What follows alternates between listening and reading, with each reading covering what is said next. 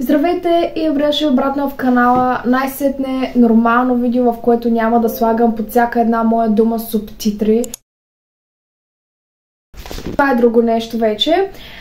Днес ще си говорим за сериала Tokyo Vice. Ако поглеждам там това, защото гледам към компютъра ми и каста, понеже не помня имена. Tokyo Vice е сериал, който излезе към началото или средата на февруари месец по HBO, за тези от вас, които имат HBO. Аз имам.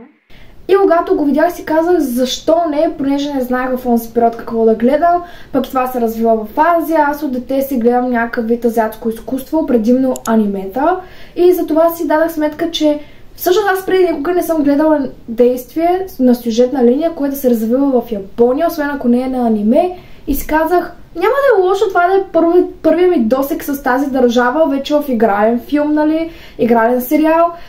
Tokyo Vice се разказа един журналист, който от Америка, където е учил журналистика, идва в Япония, в Токио в частност, кандидатства и изпълнява целта си, именно да работи в най-добрия вестник в Токио и в Япония, както и мисля, че вестникът, в който работеше, се водеше като един от най-добрите в света.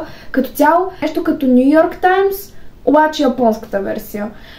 Но когато отразява случаите, забелязва, че доста хора му казват не пиши за това, не пиши за това, а попадат всъщност на случаи, в който всички хора са замесени в една голяма схема, доста невинни умират, и когато той моли издателството, вестникът, да проучат повече за случая, да го излъчат, те отказват и той започва сам на своя глава да търси улики, за да може все пак да достигне до края на историята.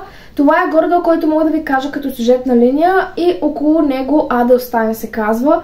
Джейк Аделстайн, не знам как точно се произнася, така се казва главен персонаж. Около него наблюдаваме историята на още двама-трима герои, а именно Сато, Хирито и Саманта, като Саманта също е американка, а Хирито е човек в полицията, а Сато е част от подземния живот на Япония, т.е. в целия сериал ние проследяваме подземния живот на Япония и това, че той първо, че съществува, и второ, колко всъщност богат може да бъде.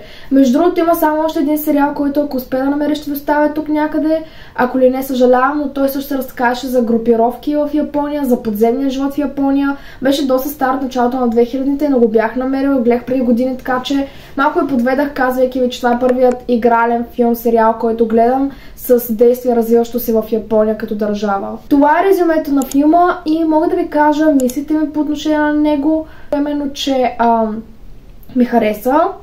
Добро е 10, но някои персонажи не бяха достатъчно развити, със сигурност. Имаше персонажи, които не бяха развити. Имаше моменти, в които малко се издразних, защото първи епизод на сериала, първи 20 минути от него, имам чувството, че просто когато изгледате целия сериал, трябва да отидете на първи епизод, отново да върнете, отново да прочетете всичко, защото той е направено толкова драматично, загадъчно, че да ви привлече. Обаче в същия момент, после малко забравяте какво се е случило, пък това са били някакви важни неща за сюжетната линия. И според мен сега аз не съм го направила, но давам един след за тези от вас, които ще го гледат. Когато го гледате, после ме напред, че ще е хубаво според мен да се върнете отново да изгледате първите 20 минути на първия епизод, когато разберете всъщност цялата загадка за какво е ставало дума. Загадката все още не е открита до края, понеже май трябва да се направи втори сезон, просто от начин по който свърши сериала, предполагам, че ще трябва да има втори сезон. И тук идва една голяма поправка, която Джулия е изпуснала, когато е правила това ревю, а именно, че втори сезон има, така че когато го изгледам, ще разберете повече за мнението ми за него. Следователно, доста от нещата, които в момента ще чуете като негативи за сериала, не са негативи на този етап, имайки предвид, че вече има втори сезон. Съжалявам, поправям се, втори сезон има по HBO Max, вече Max.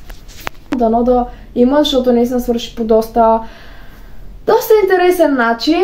И имайки при това също мога да сваля точки, защото ние започнахме нещо, обаче така не го довършихме и не е ясно дали ще има втори сезон, който пък е малко... Въпреки, че не мисля, че HBO ще оставя такава продукция да няма някакъв край, но от друга страна хубавите неща, които мога да засегна е първо, че главните герои от американски произход говорят на японски, което е доста трудно, дали знаят езика или просто са научили фразите за шоуто, няма значение. В двата случая е доста трудно, защото нали, по-склонни сме да видим как азиатци говорят на английски, защото английски е най-разпространение, най-лесният език, но е друго да виж, когато главните роли, с които са дадени на актьорите, и те са от американски произход, те изговарят половината си сценарий, дори повече от половината на японски. Това не са много ме впечатли, като цяло ме впечатли и заигравката с езиците, защото в един 5-минутен разговор може да чуете 10 изречения на английски, примерно 5 от азиатска страна, 5 от американска и още 20 изречения на японски. Тоест, много добре беше структуриран сценарий по отношение на заигравката с езика, защото на много правилни места се използва английски и ситуация на много правилни места се използва японски. Какво им напред, нали, когато е японец, говори си японец, в зависимост от ситуацията се говори на японски или английски, просто много добре беше поставено цялото това нещо, което е едно голямо браво към сценаристите и към екипа. Отново към сценаристите, там мога да оценя тяхната работа като 7,5 от 10, защото наистина е трудно да направиш нещо по толкова добър начин и естествено да лечи, нали, щом става въпрос до заигравката с езиците, но вече към 4-5 епизод имаше доста моменти, в които познах какво ще кажат героите. Просто сценария в един момент стана доста шаблони, имаше някои доста шаблони реплики, защото истината е, че сюжета, който виждаме, не е нищо особено, но това, че се развива в Токио и се развива и от американска гледна точка, и от японска такава, това в действителност е новото при сюжета, нали, което може да ни грабне нас като зрители и което всъщност е голямото вау в цялото действие, което се развива. Следователно, сюжета също не е нещо вау, но това къде се развива е бонус точките, заради които бих ви казала да го гледате, и актьорската игра на повечето актьори беше доста добра. Също така ми хареса намесването на не просто светът там долу, т.е. нали underground, както се води, а ми хареса и заигравката. Имаше един определен персонаж, който използва забранени вещества и ми хареса доста този епизод, в който се показват как се използват тези забранени вещества и колко добра търговия всъщност се прави с тях. Говоря за наркотици. Това, което мога да ви кажа като мнение, 50-50 съм, вече не ми е толкова прясно, на съжаление, в главата, но все пак исках да направя ревю сериала. И това, което мисля, доста е добър, да, малко шаблони сюжет, малко шаблони реплики и фрази, но нека пред играта на актьорите, действието и заигравката с езиците, мисля, че си заслужава да го гледате със сигурност и да се направи втори сезон.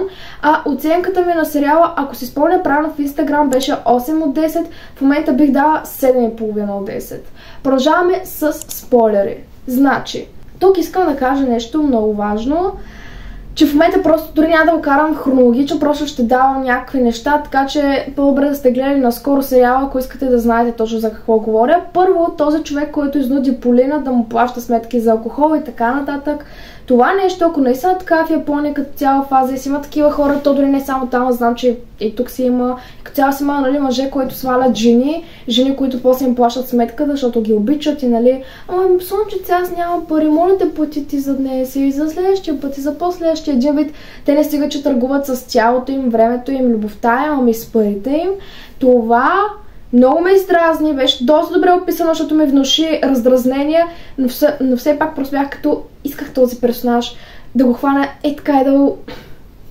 Също така, по отношение на това как той измами Саманта, само за да й вземе парите за клуба и после тя опита да направи кредит, но защото беше в друга държава, не й дадаха. Това също е много важно да се опише, че много добре обясниха колко всъщност е трудно за хора от една друга страна да живеят в толкова далечно място и различно от дома си, не заради друго, а заради първо дискриминацията, второ езикът и това, че, нали, по някой път доста бързо се познава дали си от тук или не, и трето заради ето, примерно, че с пример Саманта опита да тегли кредити, защото няма човек, кой да потвърди нейното съществуване, нейното несъществуване, нейното пребиваване в Япония, никой не й даде кредит, кой да изтегли за клубът, който вече беше започнал да прави. Това беше доста добре описано в сериала, който наистина дава бонус точки, вече разбирам защо съм му дала 8 и нещо от 10, ако не се лъжа.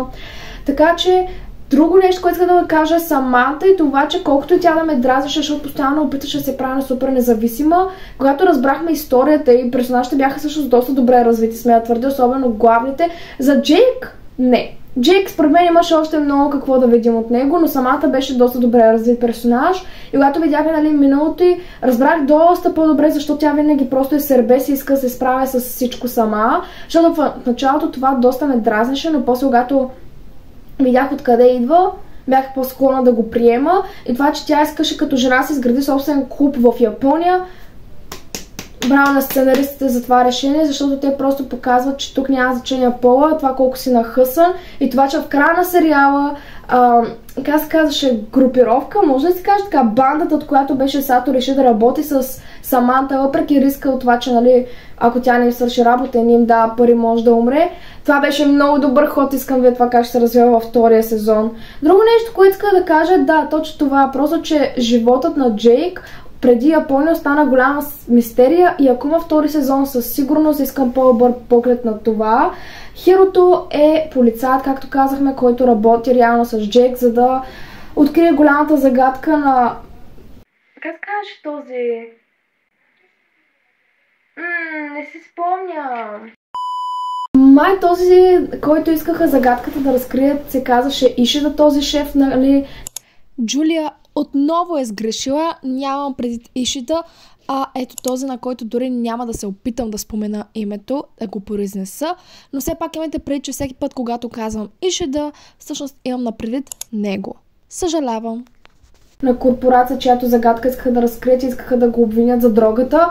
И това всъщност колко пребързане решение направи Джейк, това беше много добре описано в сериала. Може и да съм казал, че е шаблонно, но все пак беше доста добре описано в сериала, как наистина понякога просто толкова прибързан, искаш да направиш нещо само и само да имаш следваща история, защото това тук показа колко Джейк всъщност като човек, който работи за известен вестник, постоянно е под напрежение, че трябва да изкара следващата история и когато той дълго време няма такава, колкото и да иска да съдейства на Хирото, в един момент той просто седи на това дали иска заплата в края на деня и е като каквото имам, просто ще го изстрелям в пресата, за да е голяма новина и аз да се справя в бранша, в който работя.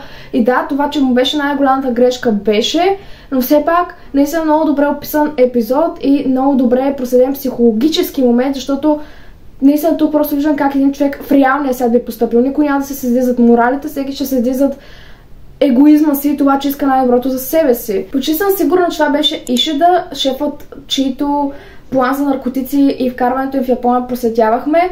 Трябваше него повече да го проследят като линия. Ако на втори сезон искам и неговия живот да ни се даде по-добър поглед, да видим какво е било преди в миналото, защото това, което видяхме в сериала, той е болен от нещо и искам просто да видя какво е това нещо. Интересно ми е. По отношение на Хирото, това, че в края на сезона беше използван толкова умело срещу него, той вече има всички доказателства и може да обвини Ишида в трафик на наркотици, беше толкова добре използвано семейството му. Това беше много добър ход, защото виждаме как той е отдаден на работата си, не е корумпиран, обаче когато ти кажат, че ще използват семейството ти не просто си корумпиран, ти си е така задължани, всичките ти морали седят на една везна с живота на децата ти. И просто разбира се, че би избрал живота на децата ти. Това беше много добър ход.